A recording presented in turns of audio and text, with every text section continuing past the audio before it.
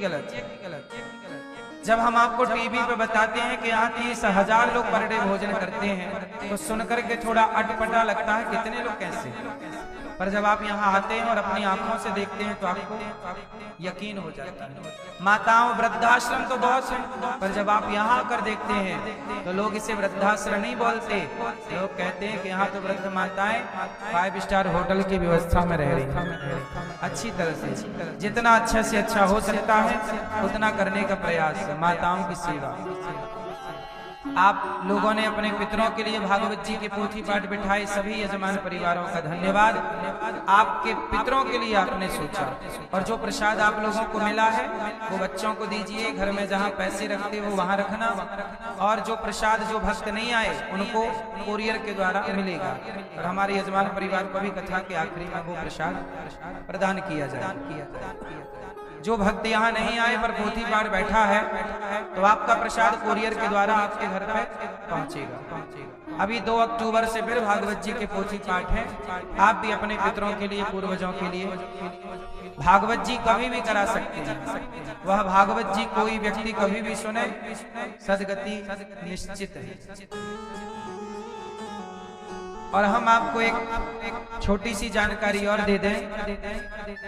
आप जितने लोग टीवी पर सुन रहे हैं और यहाँ बैठे हैं, तो आप लोगों को बताऊं कि आप लोग अपने मोबाइल पर एक नंबर सेव कर लीजिए। कभी भी गौरी गोपाल की कोई भी जानकारी चाहिए तो आपको कभी परेशान नहीं होना पड़ेगा। नंबर मैं बोल रहा हूँ 6399991599। तो आप 6399991599 नंबर सेव कर लीजिएगा। 6399991599। जब आप इसे सेव कर लेंगे और व्हाट्सएप पे जाएंगे तो आपको ऑटो व्हाट्सएप चैट का लाभ प्राप्त हो जाएगा। आप सबसे पहले व्हाट्सएप पे ना राधे राधे लिखिएगा। राधे राधे लिखेंगे तो आपको हिंदी और इंग्लिश, आपको किस लैंग्वेज में समझना है, हिंदी को चयन करें तो हिंदी में आपसे बात होगी, इंग्लिश में चयन करें तो इंग्लिश। इसके बाद आपको वहां विकल्प दिखाई पड़ेंगे। आपको जो भी जानकारी चाहिए भागवत जी के पोथी पाठ की, और यहाँ भागवत जी कब होगी, आगामी कार्यक्रमों की, कोई दान करना है, गौदान, भूमि दान संतों के लिए, मतलब गौरी गोपाल की किसी भी सेवा से जुड़ना है तो आप ऑटो चैट से सब जानकारी उचित प्राप्त कर सकते हैं। कथा की लिंक पाना है तो सारी सेवाएं आपको मिल जाएंगी, इस तरह से खुल के आएंगी जो आप टीवी पे देख रहे हैं। तो आप सब अपने मोबाइल पर केवल एक नंबर सेव कर लेने से आप सारी बातें कर सकते हैं। 6399991599। केवल एक नंबर को सेव कर लीजिए व्हाट्सएप पे, राधे राधे लिख के भेज दीजिए। आगे आपको दान करना है, गौदान करना है, संतों की सेवा, वृद्धमाओं को भोजन कराना है, अन्य क्षेत्र में सहयोग करना है। सारी जानकारी सही क्या है, सही जानकारी मिलना जरूरी है, क्योंकि यदि आप गूगल से जानकारियां डाउनलोड करते हैं कई बार गलत जानकारियां मिल जाती हैं। ये सबसे आसान है। प्रिय भक्तों, अब हम भगवान की पावन कथा में प्रवेश करें। और कल हम लोगों ने कथा में सुना कि भगवान मथुरा चले गए वृंदावन से। जब भगवान गए तो भगवान वृंदावन से मथुरा गए तो गोपियों ने रास्ता रोका, कन्हैया हमें छोड़ के ना जाओ।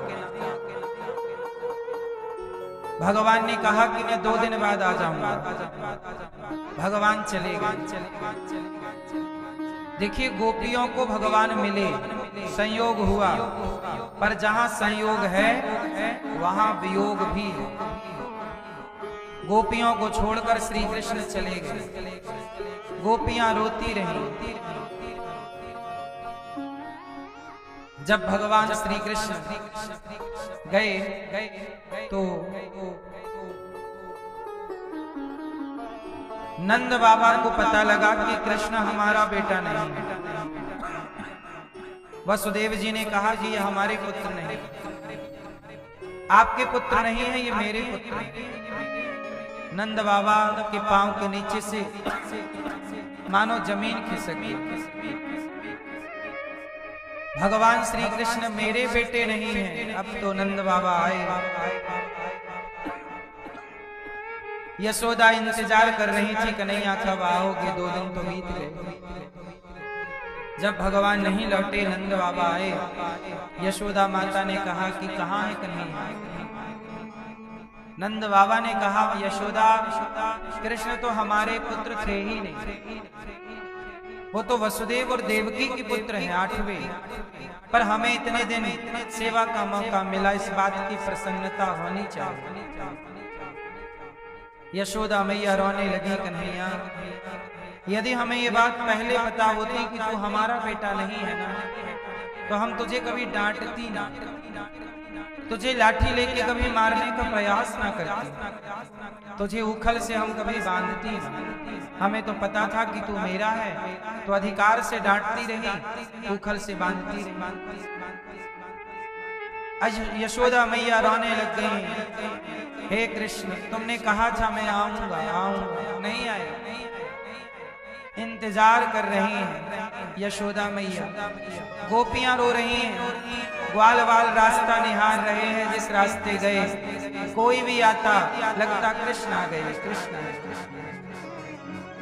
ये जो प्रेम है ना मेरी माँ, भगवान से जब प्रेम होता है, जिससे प्रेम होता है ना, बस वही वही नजर आती है। गोपियां ना उनका मन खाने में लग रहा है, ना बच्चों में, ना परिवार में, केवल कृष्ण। सोचिए जैसा मन बड़े बड़े साधु संत जंगल में ध्यान करके लगाते हैं, उससे कहीं ज्यादा मन गोपियों का श्री कृष्ण में लगा है। कथा तो ये भी मिलती है कि कुछ गोपियां ध्यान लगाकर बैठ गई, तो वहां कुछ संत आए। अरे सखी किसका ध्यान कर रही है? बोले ब्रह्मा का। ब्रह्मा क्या करना चाहती हो? बोले ब्रह्मा की तपस्या कर रही हैं। क्यों? बोले ब्रह्मा प्रकट होंगे तो क्या वरदान मांगोगी? गोपियां बोली कि ब्रह्मा से यही वरदान मांगेंगे कि ब्रह्मा ऐसी कृपा करो कि ये जो कृष्ण है ये हमारे चित्त से निकल जाए। सब लोग तपस्या करते हैं कि कृष्ण चित्त में आ जाएं, मन मंदिर में बैठ जाएं, पर गोपियां कहती हैं कि हम इसे निकालना चाहते हैं। क्यों क्यों क्यों निकालना है? बोली ये कृष्ण चित्त में ऐसे बैठा है कि अब हम भोजन बनाती हैं और भोजन बनाते बनाते इसकी याद आ जाती है, तो बैठी रोती रहती है। सास आकर कहती है बहू 4 घंटे से तू रो रही है, रोटी कब बनाएगा? ना रोटी बना पा रही है, ना काम हो पा रहा, खड़ी खड़ी रोती रहती है, बैठी बैठी रोती रहती है, आंखों के आंसू सूखे नहीं। गोपियां बोली कि हम कहना चाहते हैं कि कृष्ण से प्रेम ना करो, करोगे तो रोना पड़ेगा।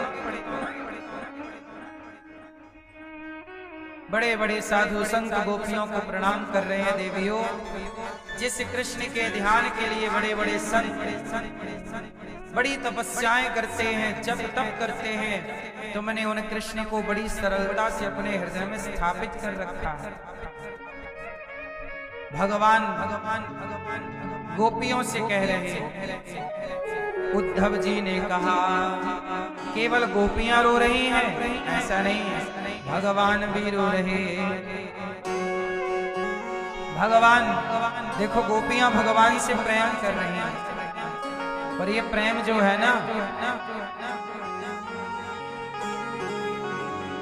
ये प्रेम बड़ा मधुर है मेरी मां। अच्छा ये बताओ, आप लोग भगवान से प्रेम करते हो कि नहीं? करते हो ना? प्रेम भगवान से कैसे करना है, किसकी तरह करना है, कितना करना है? कोई गोपियों से सीखे प्रेम करना, कोई भरत जी से सीखे प्रेम करना। भगवान कह रहे हैं उद्धव उद्धव